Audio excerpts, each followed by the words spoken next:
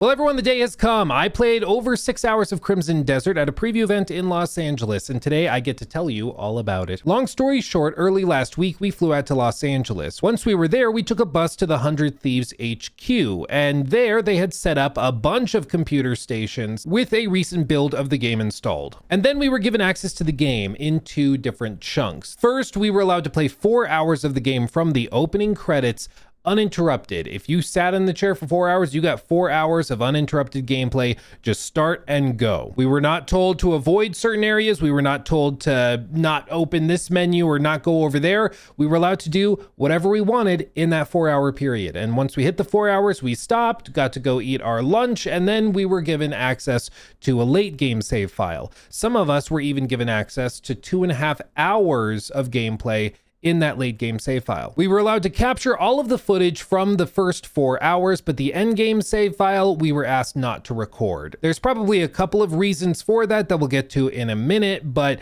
all of the footage you'll be seeing in this video is from those first 4 hours of the game. And after the event, I went back to my hotel room at like 1 in the morning and decided to film the video. And yeah, I forgot to turn on the microphone.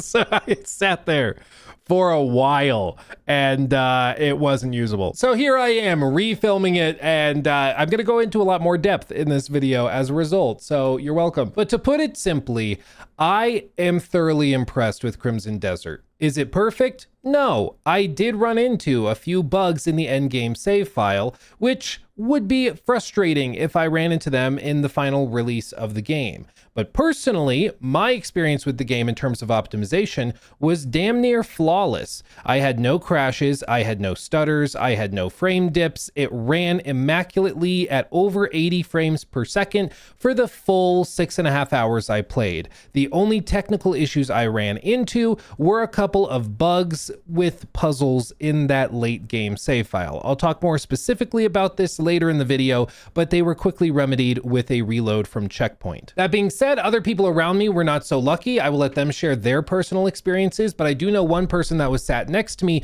did have 2 different crashes in those first 4 hours. The developers did tell us that there is a known GPU driver issue that was causing those crashes, and those issues will not be present at launch because they'll have official drivers from AMD and NVIDIA. Whether you believe that or not, whether you accept that explanation or not is up to you. I'm just telling you what they told us. They said that those crashes were because of a driver issue that will not be present at launch.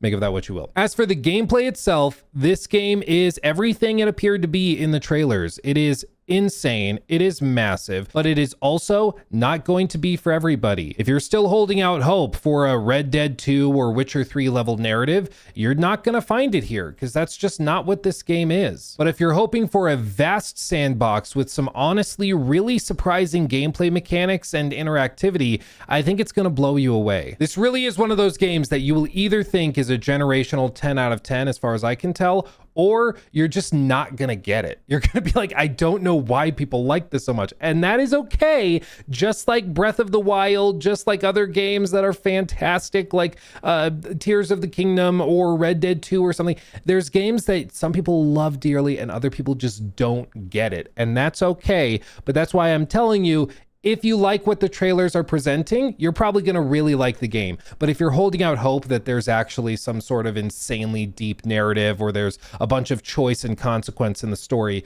that's just not what this game is. But having said that, there's a ton of really funny and interesting little tidbits here that I'm going to share with you. And I even discovered a gameplay system by watching one of the devs, and it's something that has not been made public, but that I think is absolutely crazy. So I'm going to tell you about that as well in this video, because it made me think of Breath of the Wild instantly. So buckle up, we're gonna go through a lot of it. I have 4 hours of gameplay footage. I can't just release all the B-roll. They asked that we edit it and cut it up. So I'm gonna go through all of the big important bullet points of my time with the game, even getting down to specifics of the combat controls, how individual boss fights work, and all of that stuff. But don't worry, I will not get into spoilers for obvious reasons. Everything I discuss will be completely above board as far as that's concerned. So rest assured, you can watch this video if you're interested in Crimson Desert, and it will still be enjoyable when it launches. But with all that said, let's talk about it. But first, a quick thank you to our sponsor, Bellroy. Bellroy makes travel gear to make your life easier so that you can travel in style while protecting the valuables that you care so much about. For me, actually, on this trip, I packed everything in my Bellroy backpack that they hooked me up with. I also have like an electronics organizer that all of my like camera gear and cables and everything are like packed within. They like really hooked me up. And if you don't know anything about me, I'm kind of a sucker for travel gear and backpacks. My wife makes fun of me for it, but I love a good backpack. I love good organizational stuff for traveling. And dude, for real, Bellroy, they make some good stuff. For one, their backpack is water resistant and wicking, so when it rains, which it actually was raining when I arrived in Los Angeles, the water just wicks right off of it, like off a duck's back, which is crazy. There's tons of storage space within here, private pockets for you to actually keep your valuables so that people don't actually get access to them. And even within the backpack itself, there's a dedicated pocket that's hidden for you to put your laptop within so that you can keep all of your stuff stowed exactly where it needs to be so that it's protected and so that you can get quick access to it when you need it. And perhaps most conveniently, the backpack is actually set up in a very, very clean way where you can tuck the straps into it and you can actually hide the straps, put them away when they're not needed, and then slide your suitcase handle in between here so that you can store your entire backpack like a satchel on top of your suitcase, making it really easy to just pick up and go so that you don't have to lug everything separately. It's really, really clean, really nice, and I'm a fan. So thank you to Bellroy for hooking me up with all of the gear I need to actually travel and do these types of videos and preview events and stuff, hooking me up with all of the gadgets and organizational stuff that makes my life easier. It's awesome. I appreciate Bellroy, and again, their stuff is top notch. Check them out today. Links in the description box or in the pinned comment below. Okay, so the first thing I just want to get out of the way is performance. It's the biggest question people have, and then we're going to get into what the game is, combat, all of that stuff. We were playing on PC, apparently with the same exact setup as Digital Foundry had in their PC preview just a few days ago. We were playing on 9700 XTs with 32 gigs of RAM. Everything was cranked to ultra or high, and all of the particle effects settings were on maximum. I played on an ultra-wide monitor, which is why all of the gameplay is ultra-wide, which was rendered at 3440 by 1440p, and with that resolution, rendering natively with no upscalers at all except for anti-aliasing, we were achieving over 80 FPS on average. And I'm gonna be honest, I didn't have a single stutter. I didn't have a single dip. I didn't have any sections of the game where it's like, oh, you walk in this building and it drops to 30. Nothing like that. It was locked solid for me the whole time. Color me impressed. I did not expect that. I was fully expecting certain areas of the cities would cause it to plummet with more NPCs, or maybe when you go into caves or areas with heavy water, it would plummet. But I did not have a single time where the frame rate dipped below that like solid 80 FPS target, apparently. It was like mind blowing. Not to mention that there were multiple sections, such as this one, where Kliff is floating on a platform high into the sky and the draw distance is absolutely insane. And even when I was up here, the frames locked solid. Like I didn't have any issues at all. Now I will let you know that the recording we got access to was only at like regular HD resolution. It's not like a full uncompressed 4K rendering, but you can see just how insane the draw distance is.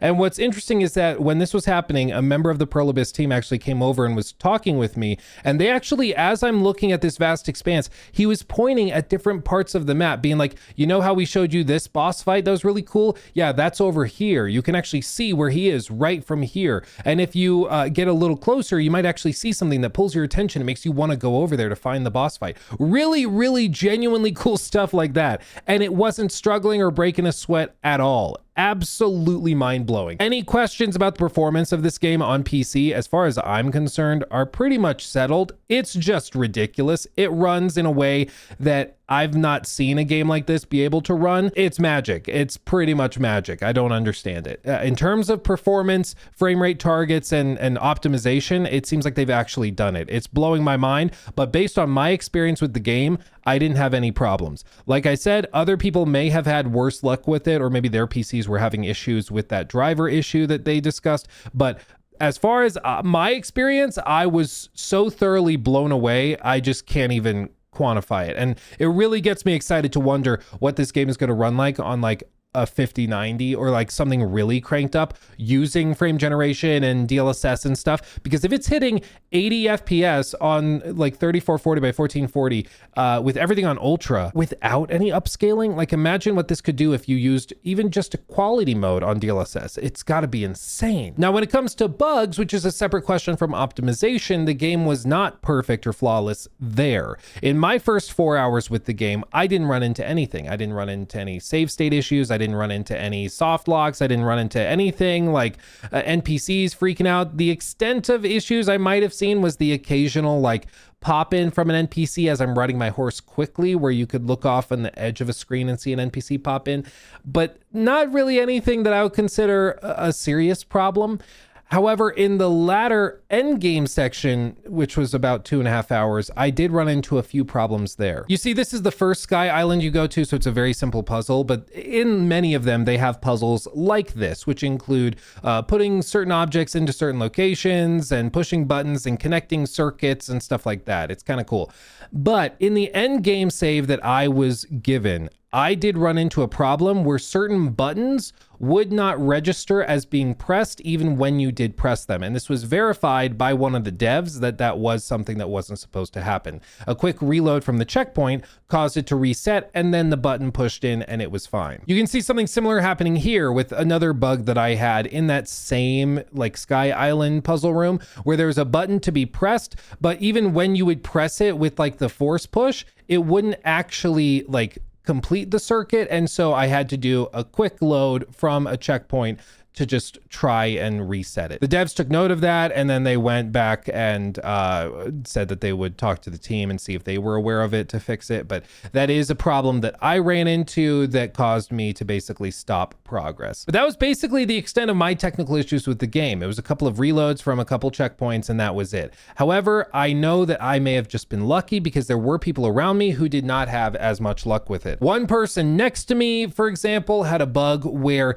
they fell off of the Sky Island when they tried to make a jump and missed it, and that caused them to fall all the way down to the surface of the map. And then the only way to get back up there is to basically fast travel to a point you discover when you arrive at the Sky Island. You can actually see what this looks like right here, where you have to stand on the circle and then it will basically sync once I actually get on the button piece, and then it sinks in, and then you have the checkpoint where you can fast travel back to.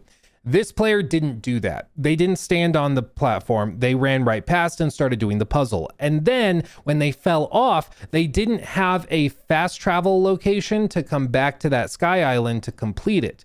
Problem is, the way they got up to the Sky Island was by taking like a ride on a certain platform. I'll just keep it vague, but that platform had traveled up to the Sky Island and didn't reset when they fell down to the ground, meaning they just didn't have a way to get back up to the Sky Island ever, because you can't actually just float up to the Sky Islands. It's a different dimension, basically, is what I understand it to be. So you can only go up to each Sky Island in a very particular way. And so he was just soft locked out of that Sky Island forever. Now, for him, he was able to just quick load back to a previous save or checkpoint, and then he just made sure to step on the button. But that was something that I don't think was intended, and that they mentioned that they would be checking out to make sure that there was like a state for that to not happen, where basically if you fell off before the checkpoint, it would reset so you could still get back up there. Or like another problem was that somebody died during a boss fight in that endgame save, and when they reloaded, their save kind of broke and would reload them in, falling from the sky beneath the Sky Island where the boss fight was. So they just could never get back up there to do the boss fight without having to redo the whole puzzle thing to get to it. Just like a stupid bug like that made it like really frustrating. Cause like, okay, I'll just reload and I'll redo that, but it's just annoying, you know? That's where I saw technical problems with Crimson Desert, was in that end game save with certain just oversights, little things where you can tell that something is just not working the way that you thought it would, you know? And to be clear, this is something we've seen with a lot of games. For example, Baldur's Gate 3 famously, when it launched as a masterpiece game of the generation, that game had a super hella broken Act 3. Like, if you did not play Act 3 at launch, bro, it was something else. All sorts of broken quests. Some people couldn't even get to the ending credits because it was so buggy and broken. Certain conversations would just bug and break, and it was a problem. But because it was so late in the game, many people didn't encounter it until they had already patched it, because it took them a couple weeks to get there, right? And that may be a similar situation with Crimson Desert, where it starts pretty buggy and broken, and then as time goes by and they are able to polish out those little quest like breaking things, then it won't be an issue. But either way, I'd like to see that fixed. But I will say that that's where I ran into problems, and where I know a lot of other people ran into problems that were, to be clear, not optimization issues. The game seems to run really well. They were individual things like broken quest lines, with save states not working quite right, with things not resetting the way you would think they would. And those are things that are fixable, but could be really frustrating in an end game save. I personally don't expect it to be a massive deal, and I didn't encounter anything like that in my first 4 hours, which makes me think that's where the primary focus has gone in terms of polishing those things out.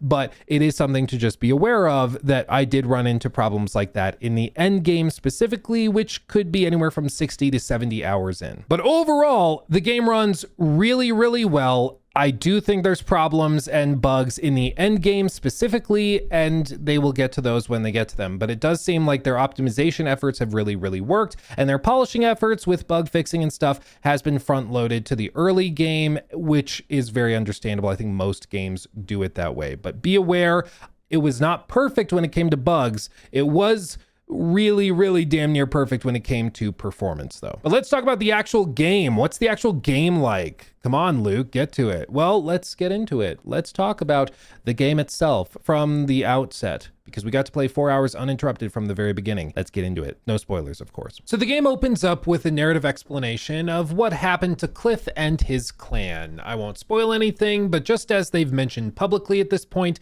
something happens. Their clan is spread all over the place, and so the members of the tribe get scattered across the map. And basically, this seems to be the story. The primary story is all of the Greymanes are sprinkled all over the place, and as you go through the story, you're going to find little clues and tidbits that, oh, this character's over in this area of the desert. Okay, then that's your explanation for getting there. That's giving you a reason to explore that area of the map. And then after you find them, they recruit and you go off to the settlement. They get set up in your settlement. You find a clue at some point about another one of your friends that's up in the mountains, high up in a cold, snowy area. Okay, that gives you the reason to go up into that section of the map. And that's effectively what they're going to do until you get the entire group together again, and then you probably have one big climactic boss fight against the guy that tore everything apart to begin with. And then you reclaim your land, everybody's happy, call it a day, the game's over. That's my expectation, at least for what they're doing based on what I saw.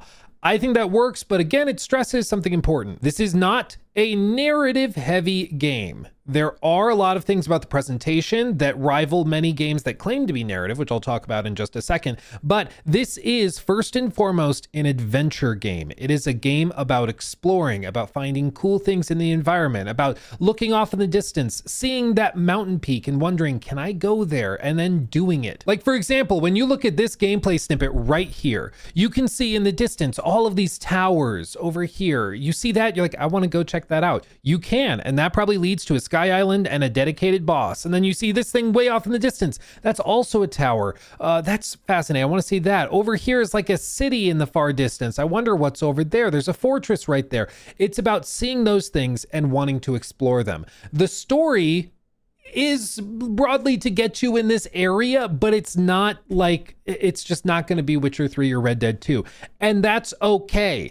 The reason I point that out is because there's tons of other games that have very anemic stories like Elden Ring or Breath of the Wild, and they are phenomenal. They are fantastic. Like my favorite games of those years, far and away. One of the best games ever made across the board, but they're not narrative games. They're not pushed and framed in a narrative way. And so if you're sitting on the sidelines waiting for that, you're just not going to see it, because that's not what this game is. This game is about seeing those cool things and wondering, can I go there? And then exploring and finding it. And it does a damn good job at that. Now, even so, in the first few hours, you'll notice something about the presentation. every single quest line that I did was motion captured. Even little segments like this, which don't go into dedicated cutscenes, still have fully motion captured and animated intros. Let me just show this to you. It's a small snippet, so it won't spoil anything, but this is one of my favorite moments of my entire 6+ hours with the game. Forgive me for carrying a dead body. I was going to throw it at somebody and see if they reacted when I came across this, okay? So just, I swear I'm not crazy. I was trying something. But you'll see as I walk up what happens. There's a guy up on top of the house. His wife is down below yelling at him. And I'll just hit play and let you see what I'm talking about, okay? Do a single bloody thing right.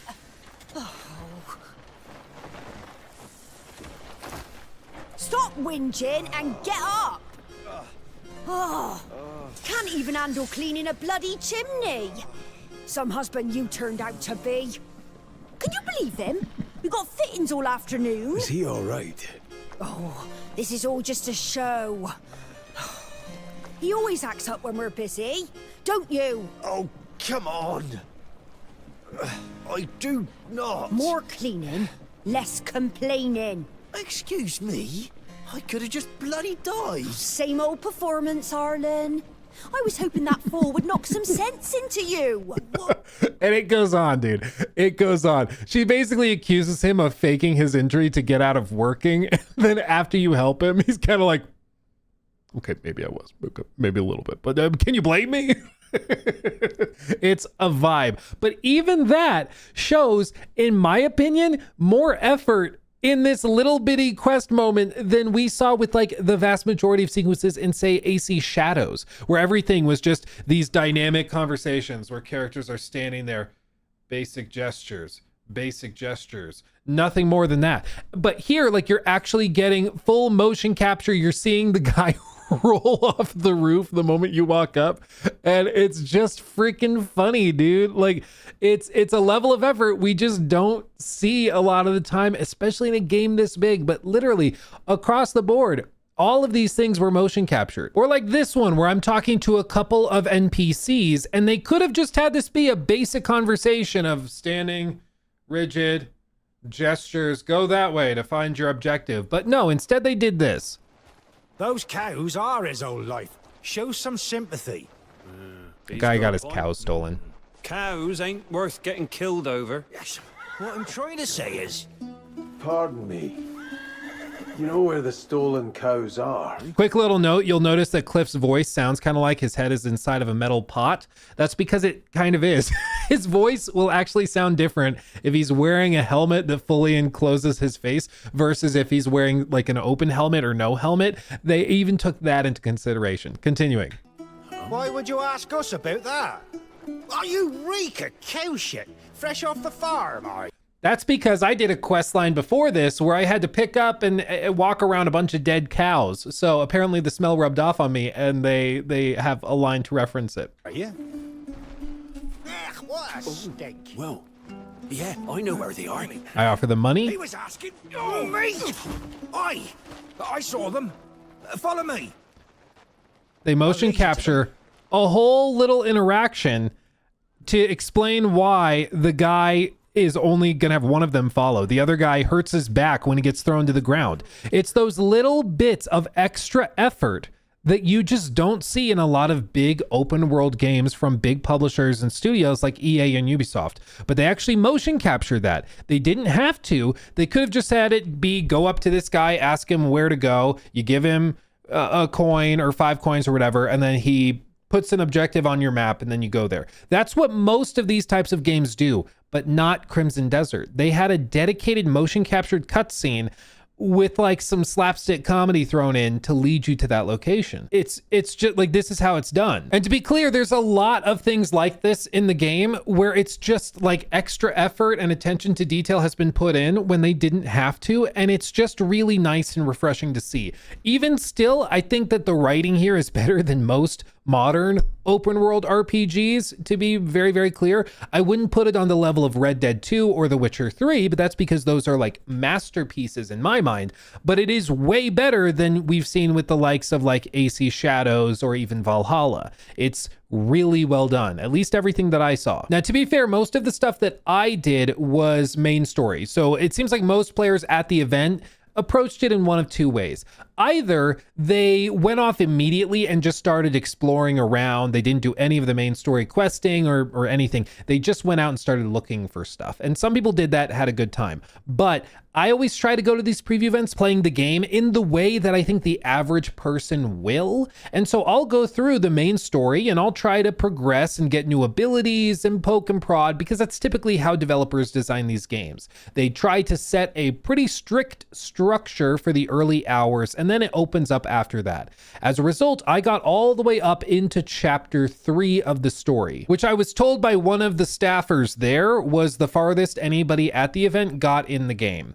I didn't feel like I was rushing. I think I'm just generally, this isn't to toot my own horn, I'm fairly good at picking up games quickly and just like figuring it out and going. And so I didn't struggle with like some of the boss fights and some of the other stuff that they had here. I found it fairly intuitive, but there were people that got stuck on puzzles for like a half hour, which was like a little funny.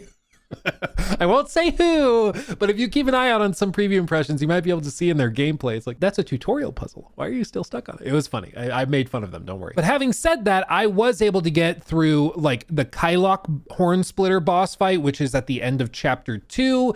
And like most people didn't even see this boss fight because they just didn't get there. It was really, really cool to see it. But there's a couple of things I want to point out here even as well, where you can see even in the boss fight, the level of NPCs surrounding the arena is crazy, and they're all moving, they're all doing stuff, they all have their own behaviors. Even like the little guys standing on top of these cages, you'll see that they're actually shifting their weight and moving as they stand up there. Again, they could have just had them stand static or not put them up there, but they did it because it's just a flex. They're like, yeah, we can. And so when it comes to the story, I'm going to be real. I was like thoroughly impressed by so much of what I saw. While I don't think it's going to be a narrative heavy game, what narrative is here is really well executed and really well done. And the attention to detail and effort they've put into all sorts of motion capture, all sorts of like really solid voice acting as well. It's really encouraging. If you didn't know, the voice cast is actually pretty stacked with voices and names that you may recognize. For example, as German Strands clipped here, Kliff is played by Alec Newman, who played Adam Smasher in Cyberpunk 2077. Unga is this guy right here, and he's played by Stuart Scudamore, who was Rictus in Arcane. Also played a bunch of other characters like Varum in Prince of Persia: The Lost Crown. He was in all this stuff. Liza P. Overture as Klaus. He was in Wu Chang Fallen Feathers. He's done a bunch of other like TV and movies and stuff as well. I personally recognized him as, where is it? AC Odyssey, he played Brasidas, and he also did other things in like Hitman, and I mean, you name it, he's been all over the place. Definitely an experienced actor. And then Damien, I don't know, is played by Rebecca Hansen, who played Eve in Stellar Blade. There you go. Overall, once again, I'm expecting the story to give you reason and justification for doing what you're doing. And there may even be some highlights, funny quest lines and stuff like that, just like the couple trying to clean their chimney. But I wouldn't expect anything super deep, and there's not, like, this isn't a narrative RPG at the end of the day, okay? Having said that, what they do have here is very, very impressive and outcompetes even a lot of games that openly claim they are open world narrative RPGs, which I think just, maybe it's extra praise for Crimson Desert. Maybe it shows just how far behind a lot of other studios have fallen with their stuff. I don't know, but I do just find it funny. This is also a funny point just to show you this. So you'll notice in this footage that I just showed you, there's this bird sitting on my shoulder, okay? This is something I didn't notice when I was first running through the alleyways, but this is actually how like certain characters in the game can send you messages, is they'll send a little bird with like a little scroll on it, and then you see that it actually prompts you in the bottom right to take that message. You might not even notice it because the UI is kind of small on an ultra-wide monitor, but even that, like little things you just don't notice at first. There's just so much going on. It's crazy. Speaking of small things going on that you might not notice, I want to point out something that I only realized because of one of the developers,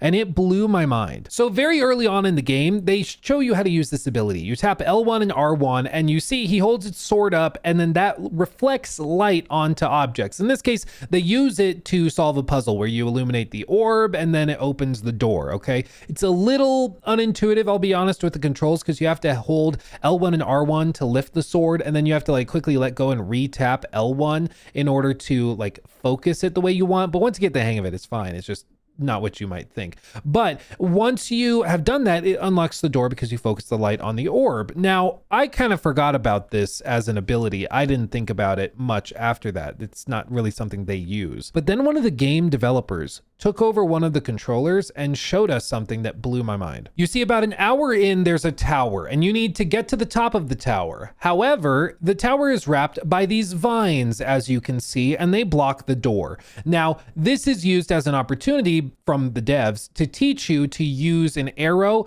light it in a brazier, and ignite the vines on fire to burn it down, similar to what we've seen in other games like Breath of the Wild, or even AC Origins had this type of mechanic. Once you light the vines, they all burn down, and it clears the doorway so that you can climb up through the inside, or you can try to climb up through the outside, which is what I did because I'm a masochist.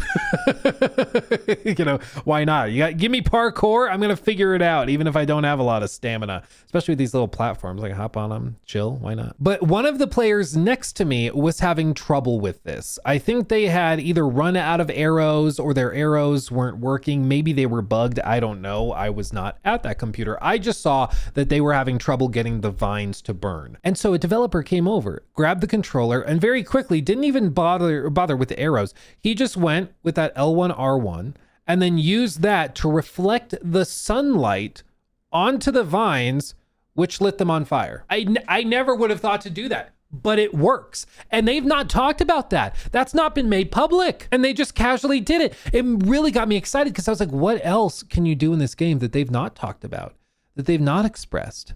Like, what other systems can intertwine with each other? You may recall that in one of the trailer clips, there was this snippet where they showed using the little grapple hook thing to grab onto a tree and pull it back to slingshot over fences. And that is something that is in the game, where it combines just a basic grab and pull mechanic into something that completely changes player movement and combat opportunities, and even like platforming and puzzle solving. And all of that is affected by this clever way of using the system in a way you wouldn't have initially expected. I did get the chance to experiment with this. I did use it in the end game save because we were on a sky island with a puzzle where you basically had to get to an upper level to complete a circuit to open the door to move on to the boss fight. And it seemed as though the most straightforward way of doing that was by just kind of free climbing up the side of this like little cliff face. And then you climb up and you climb up here and climb up there. And eventually you get up to where you need to complete the circuit. That looked boring to me. So I had the idea to do this same thing. There was a big pine tree right next to it. I grabbed it, pulled it back by holding down, I believe it was left trigger after you grab onto it by pressing L3. And then you hold down left trigger and you wind it with the right stick. It pulls it down and back, you let go, and it flings Kliff up into the air. And sure enough, he flew all the way up and landed perfectly on the platform. Like, they specifically put that tree there for that purpose, I'm sure. And it was to reward players who thought creatively and didn't just do the simple basic thing, but thought, I wonder if this could work, and then actually did it.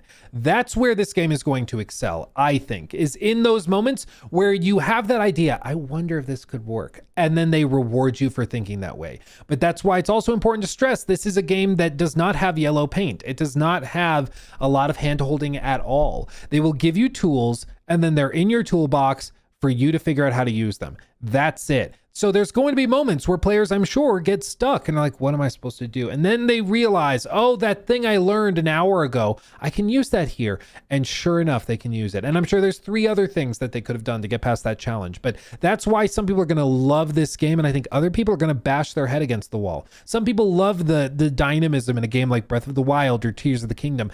Other people hate it and they want more guidance, and that's okay. But that's why I'm telling you this now, so that you don't go into this expecting it to hold your hand or have really strict linear questing like Red Dead 2, where it is basically guiding you from moment to moment exactly where to walk and what to do. This is not that kind of game, it seems. It seems to me like a game that's going to put you in weird and challenging positions and situations and then challenge you to come up with creative solutions to that. Now, speaking of complexity and lack of handholding, let's touch real quick on combat. I'm going to get specific with this, even including like individual button presses and prompts to do certain moves, because I don't want there to be any question about what they're doing here. I've seen some people wonder if it's going to be super bare bones and basic, if there's going to be no depth. That is not the case. The first thing is that the combat system is based on the principle of light and heavy attacks. As you would expect, R1 is light, R2 is heavy. You can actually hold down the button to chain attacks for each of those. So if you hold down R1, he will chain together light attacks. If you hold down R2, he will chain together heavy attacks. Each of these is different for the type of weapon you have equipped, so don't expect like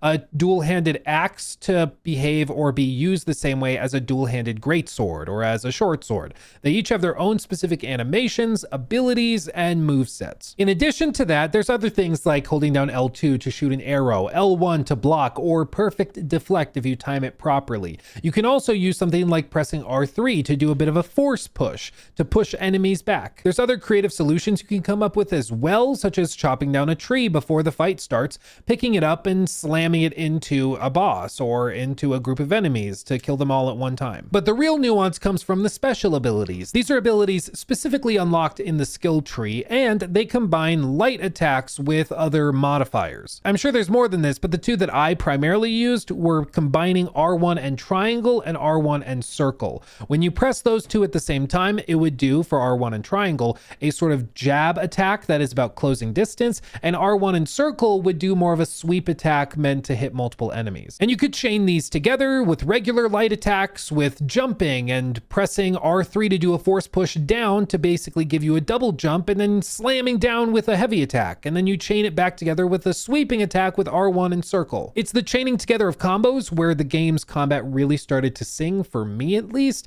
And when you combine it with other abilities like that light deflection thing I mentioned, using the sword to actually deflect light onto enemies, which blinds them, stunning them effectively, that's when you get into the flow of like this dance of combat where it's attack, attack, attack, blind real quick, heavy attack, combo, smash, jump, smash. That's where the combat really starts to work. What's interesting is those special moves, R1 and circle, for example, are different for each weapon that you have. So at the beginning of the game, you're given a short sword and a shield. When you use R1 and circle with that, it does a pretty basic sweep. It doesn't do a lot of damage, and it's more about just slashing 3 enemies all at the same time if you're being mobbed. However, when I was walking around the city, on the side of the road, I found a dual-handed greatsword leaning against a tree. I picked it up, equipped it, and all of a sudden, all of those moves were different. So now, instead of just a basic swipe, my R1 circle attack actually did a bit of a scoop, and you could use it to juggle enemies in the air. I actually used this in the boss fight against Kylok the Horn Splitter, and you can see a few times where I'll swap, and right there it is, the R1 circle where he does the swoop up,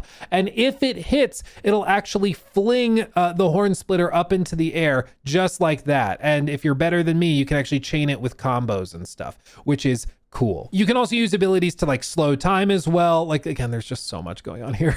It's kind of crazy. There's my little R1 triangle, and there's a perfect parry tying together into a combo to deal damage, to hit him while he's down. And eventually, once you get him down to 0, you'll see a seamless transition into a cutscene that's fully motion captured to play out the end of the boss fight. Like, it's just so well done. It's very, very well executed.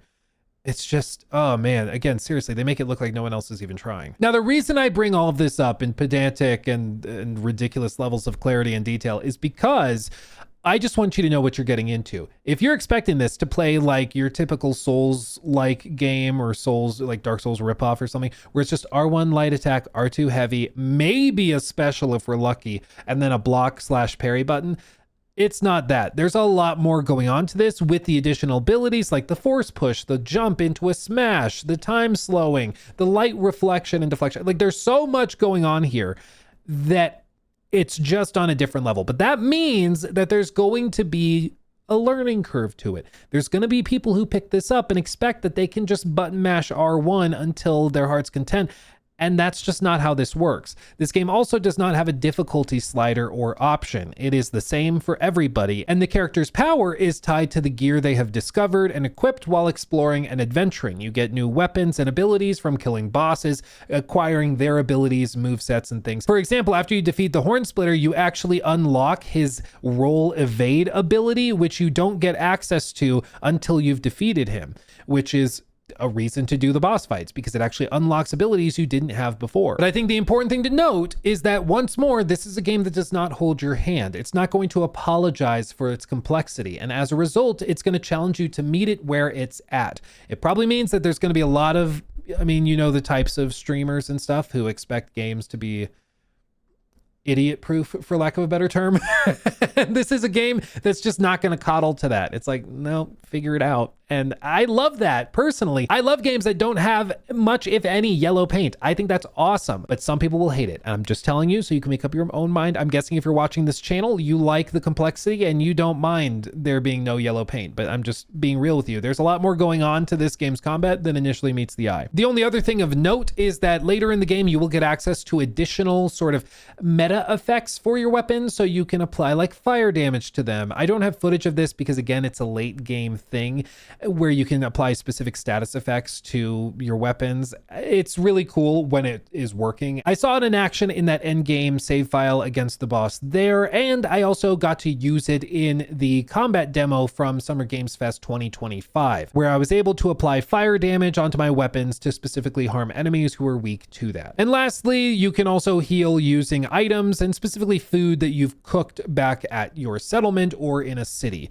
You can also buy meals from vendors if you prefer to go that route, but it's how you heal. It's not like a flask that replenishes automatically. You actually need to put effort into collecting healing items for your adventure. But overall, I thought the combat was really, really solid. It took a while to figure out. I've had the benefit also of playing the game before, so it was easier for me to pick up than for some other people, I'm sure, but I enjoyed it. But I just want to stress to you that this is not a game that the average person is probably going to pick up and be able to instantly be really good at. It's going to take some time and practice. Now, I got to experiment with the combat against 3 different boss fights. One was against this Knight Matthias, who challenges you to a duel because he wants to see if he can actually put up with a real Greymane and fight. And you can see that there's like a lot of intensity here. All the NPCs show up and they're like watching and jeering you on, and you know, it's just a well done thing. And this is, I think, the first real boss fight that you get to sink your teeth into to try, and it's just in the city streets, relatively low stakes. It's not life or death or anything. You're just trying to see if he's capable of putting up a good fight, but it gives you the basics of you know, tying together these combos, the drop kicks and things, figuring that out. My footage is a little darker because I'm playing this fight in shade. The game has a fully dynamic day-night cycle, which means that for some people at the event, they played this boss fight in the pouring rain in the middle of the night. For other people, they did this boss fight when it was super sunny outside and clear. It just depends on how long you took to get there, what the dynamic weather is like, which I think is pretty cool. The other boss fight was against the Horn Splitter, like I mentioned earlier, and this one was really cool because he was way faster and zippier than pretty much any of the other fights that I had done at this point. Even with like the slow time mechanic, he still is crazy fast and has these ridiculous attacks. So this was a really good boss fight as well. The other boss fight that I got to experience was that endgame one in the Sky Island, and there's a reason they didn't allow us to record it, because I'm pretty sure he had a few lines of dialogue in the intro to the boss fight, which would be considered like major spoilers. I heard him say it, and I was reading the subtitles like, oh my God. Like it was like, okay, there's a reason we're not recording this. So don't worry, no spoilers, but the boss fight was really cool. And he kicked my ass and had like 3, possibly 4 phases. I don't know. I've never got past 3. He was crazy difficult. I don't think anyone at the event actually beat that boss, which is crazy because there were a lot of people there way better than me at video games, and they were even struggling. So it was a good boss fight, but tough. But like I said, there were a few other people in that room when we were doing the end game boss fight testing. This is actually the room we were trying the end game in. So you can see I've got Luality next to me as well. I had other players off to my left. I don't know if they want me saying who they were, so I won't.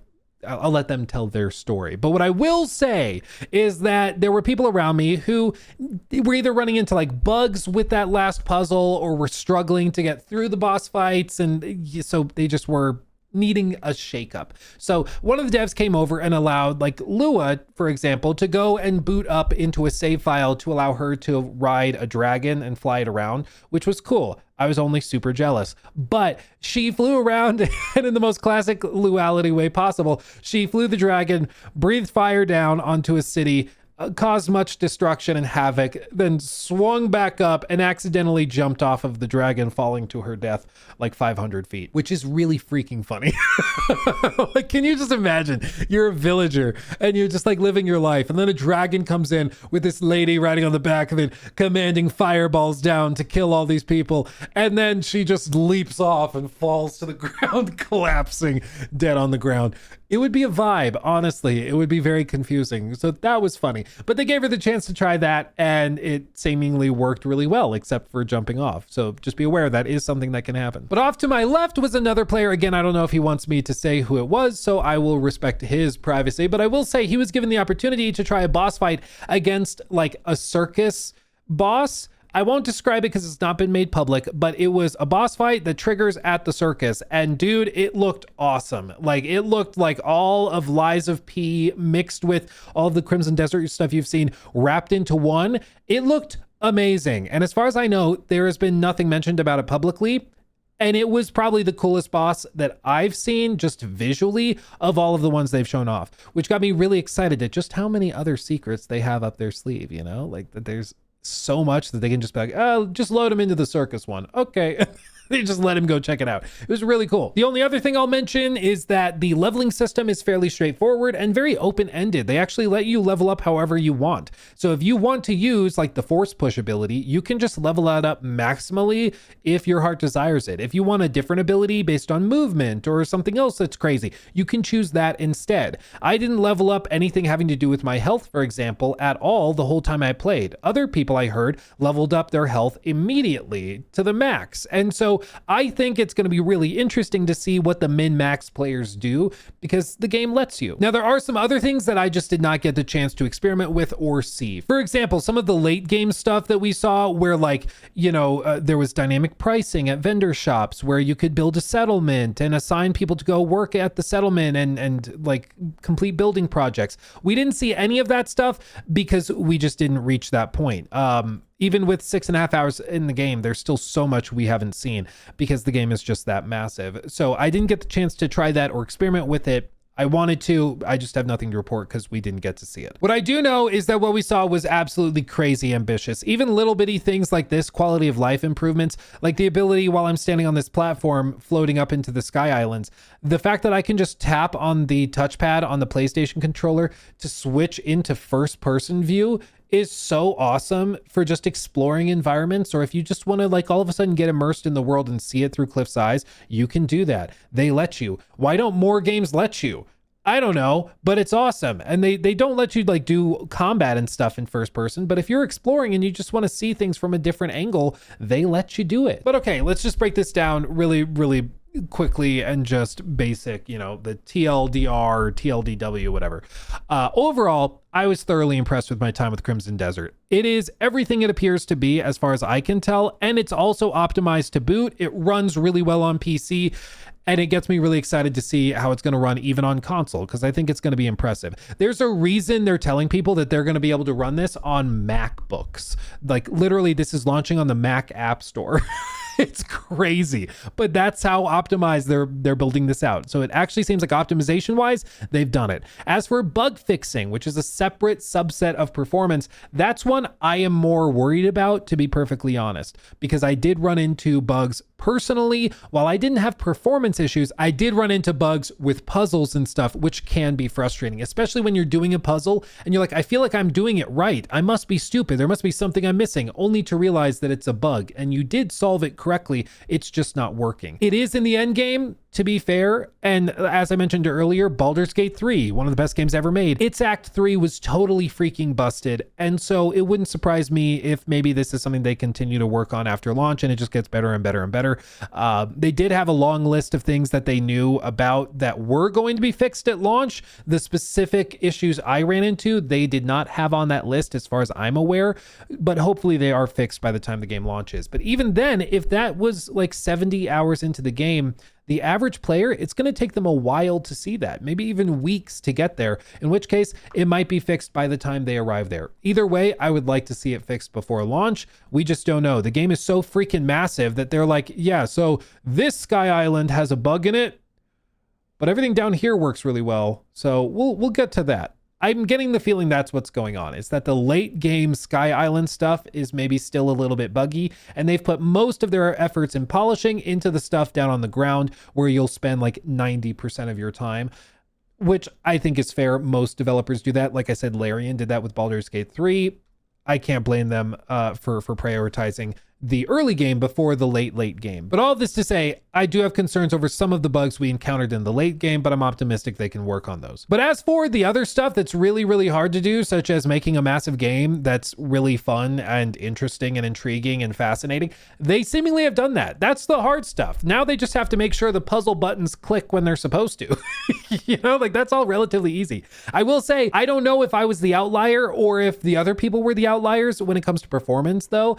I did not have any performance issues. I did not have a single crash. I didn't have any problems like that. People around me did, but I did not have a single issue like that, which was surprising because I'm usually a bug magnet. You guys know I basically couldn't finish Avowed without the developers like working their asses off to try and find why my game was broken, because Avowed was so broken for me. But this game, for whatever reason, worked very, very well for me, and I had no issues whatsoever. But that's what I'm saying, is I don't know if I am the outlier and most people will have issues, or if those other people who had the issues were the outliers and the average player experience will be super polished. I genuinely don't know, and we won't know until the game launches. All I can do is report what I experienced, and what I experienced was a very polished game with very few bugs, except in the end game, and even those bugs were easily workaroundable if you just reloaded a checkpoint. But as with a lot of games, I think at the end of the day, it's more of a gut feeling, because there are questions, there are still question marks that we won't know until the game launches and we can all play it, right? And so you kind of are relying on vibes. You know, of course, there's the obvious stuff with performance to make sure it's not broken or like a disaster. But when it comes down to like stuff like this, a lot of it comes down to just how it feels in the hand, whether you had fun. You know, that's a big factor for a lot of players. And for me, I had fun. I told Will Powers at the end of the event, I was like, yeah, we just played the game for 6+ hours. If you gave me the opportunity right now to skip dinner and play another 6 hours, I would. And if I were at home reviewing it or something, I would, because I had fun and I want to see more. I want to see what else is going on here.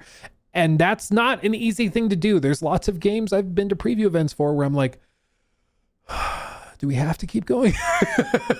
Dude, the funniest one, this is a total tangent, I'm sorry. The funniest one was when I went to a like remote digital preview for Skull and Bones. And we all know how Skull and Bones ended up, right? But at the time, nobody really knew what it was. And so I was at this little preview thing on a Discord call, basically, with like 3 other creators and then 3 staff members working on like marketing the game. And we're playing it. And we went through like 3 quests and missions or whatever. We're already running out of stuff. They gave us like 5 hours to try it. After 90 minutes, we're kind of done. And I remember the call just going kind of silent when it's on the mission select screen. One of the Skull and Bones guys is like, so you guys want to do that again, or? And the call just stayed silent. Like for a solid 30 seconds. Nobody wanted to say anything because everybody's like, Do we have to be here for the full 5 hours? Like, we're already bored and we just started. It was really funny. But that's not the case for Crimson Desert. Like, Crimson Desert, I was thoroughly intrigued. If I had to have one pedantic, like, try hard note, I thought the puzzles I tried were pretty easy. But some people would disagree with that. But overall, I thought the puzzles were fairly straightforward. But overall, I mean, I just really liked it, man. I really liked what I saw. I want to play more. And I feel fortunate that I did not have any real technical or performance issues. Maybe I'm the lucky one. Maybe everybody else is going to be more like me. I don't know. But either way, I had a really good time. I can't wait to play more. I'm left even more confident that this game is going to be quite the vibe. And I can't wait for people to check it out. It is clunky. Parts of it are unintuitive. The controls take a while to figure out, and it doesn't hold your hand at all. But so long as you're willing to work with it and meet it where it's at and, you know, not demand yellow paint, I think you're going to have a really, really good time with it. But that's going to do it for me. Thank you for watching. Of course, fun fact, I recorded this, as I mentioned, in my hotel room at the end of the event. I like actually went and like sat down and recorded the whole thing, but the microphone wasn't working. So I re-recorded it right now. And even then, at one point, I was trying to find a clip or a picture of the like tree pole vaulting thing. And I paused the recording so Jacob wouldn't have to sift through like 2 minutes of silence. And then I forgot to unpause it. So I recorded the entire latter half of this video twice. I'm a professional. I do this for a living. Can you believe it? I can't. So thank you for putting up with me. Hopefully the video was still somewhat seamless and you enjoyed it. Make sure to subscribe for more coverage and for the Crimson Desert review when it inevitably comes out. And make sure to go over to Luke Stevens Live, my second channel where I stream, because I can answer any questions you have about the game when this goes up, you know, instantaneously. You can just come and chat and ask them. If I know the answer, I'll answer it. Okay. So head over there, subscribe to that, and join us. It's awesome. But that's going to do it for me. Thank you for watching. I love you all desperately, and I'll see you in the next one. Hugs and kisses. Bye-bye.